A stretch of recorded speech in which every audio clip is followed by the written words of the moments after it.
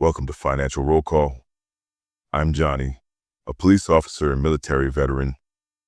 This channel is about discipline, long-term thinking, and building financial security the same way we build careers, through consistency, structure, and decisions that compound over time.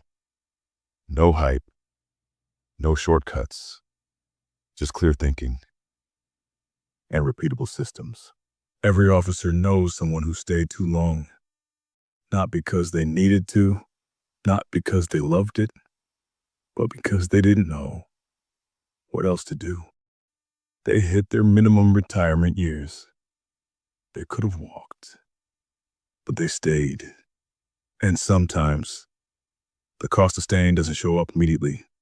It shows up in injury, divorce, burnout, missed opportunities, and health decline. Today we're breaking down injury probability math, pension plateau economics, burnout compounding, and the financial psychology of staying too long. This isn't about quitting early. This is about knowing the real cost of one more year. The longer you stay operational, the greater your cumulative exposure. Even if annual injury probability is small, risk compounds over time. Let's simplify. If your probability of serious injury in a given year is 2%, over 1 year, that's low, but over 5 years, cumulative exposure increases. Over 15 years beyond eligibility, the math changes. Risk doesn't reset annually. It accumulates, especially in high contact units, especially on midnights. The longer you remain in operational environments, the higher your total exposure window. And injury has financial consequences: reduced earning capacity, disability paperwork, and medical costs. Staying for 3 extra years might increase your pension by 6 to 9%, but a serious injury can reduce lifetime income far more. Let's talk pension structure. Many departments operate on formulas like 2.5% per year, multiplied by your final average salary. The formula is powerful, but here's where the plateau happens. Let's say at 25 years you qualify for a 75% pension. At 28 years, you reach 84%. That 9% increase may look meaningful, but compare it to 3 additional years of risk, 3 additional years of stress, and 3 additional years of family absence. Now let's look financially. If your base salary is $100,000, 75% equals $75,000 annually. 84% equals $84,000 annually. That's a $9,000 difference per year. Now evaluate. Would 3 extra working years invested aggressively outside the pension produce similar or better long-term growth? Possibly. But many officers don't invest strategically during those final years. They simply work longer. Working longer doesn't automatically mean building more wealth. Burnout isn't just emotional, it's financial. Burned out officers spend more impulsively, rely on overtime to compensate emotionally, and increase medical visits. Chronic stress impacts cardiovascular health and cognitive clarity. Medical issues later in life are expensive. Healthcare costs and retirement are one of the largest financial variables.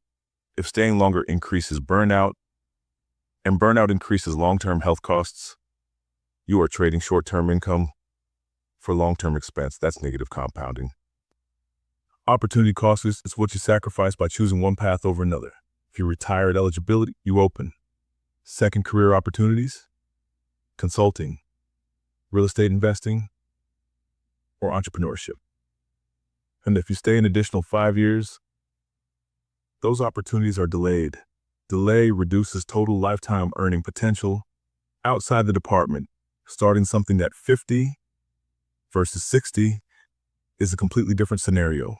The opportunity cost of staying too long is often invisible until it's too late. The job becomes identity.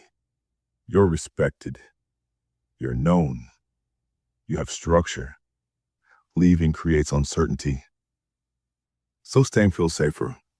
But identity dependency can distort financial decision-making. Instead of asking, what maximizes my lifetime wealth and health?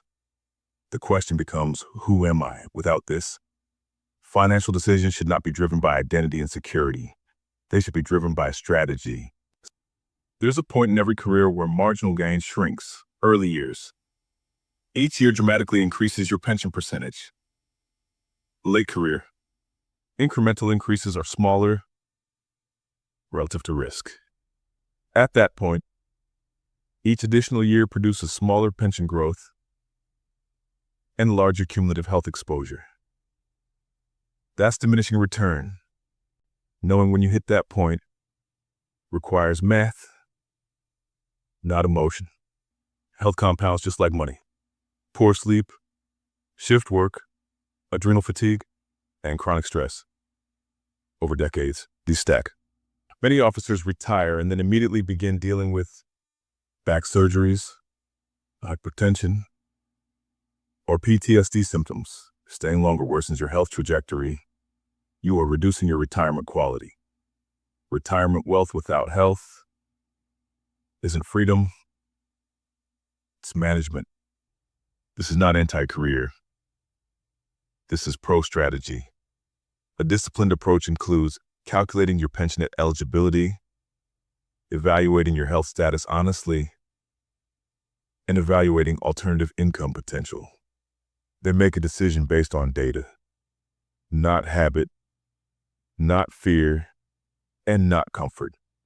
Ask yourself, if I stay 3 more years, what do I gain? Staying gives you a slight pension increase in the continued paycheck, but it costs you in risk exposure and burnout. Leaving gives you immediate pension and time recovery, but it costs you in psychological adjustment. Weigh both.